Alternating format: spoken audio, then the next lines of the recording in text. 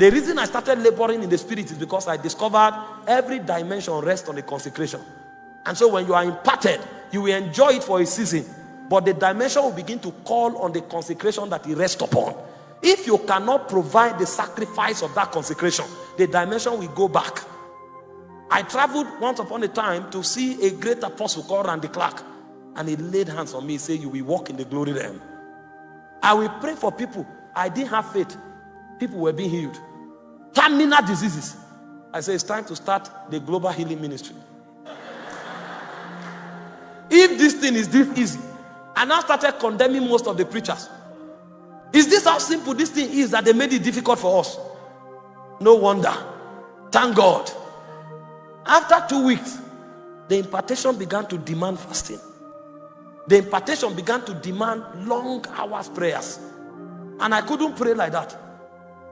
Long hours prayer. Sometimes in the night, I would sense like praying.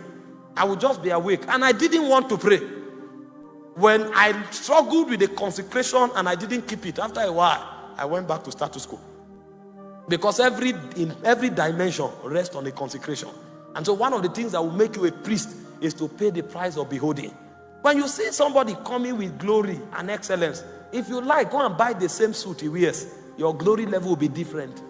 Because that glory is beyond the suit. The glory is what has rubbed off because of his beholding. A man can wear a suit, pull it and give you. You will wear that suit the next day. You will look like a caricature.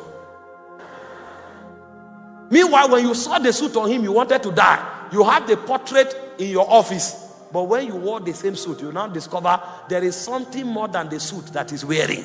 It's the glory of God. And that glory comes only if you behold. This is the secret of priest. And this is why when priests show up, things happen. Things don't happen just because they spoke in a certain way. You can come to a place and shout. When you finish shouting, they will slap you. And then you will know that you need much glory beyond a deep voice. It's called beholding. The third thing priests do is to wait. Waiting is an acknowledgement of the fact that you know he's a king. I don't want to read scriptures. There are many scriptures I would have read, but it will take our time. When Moses was called up by God and he climbed up the mountain, Moses climbed the mountain, the glory of God descended, God was not there. Moses waited for 8 days before God showed up, but Moses didn't go away. Because Moses acknowledged that he is the king, he is the servant.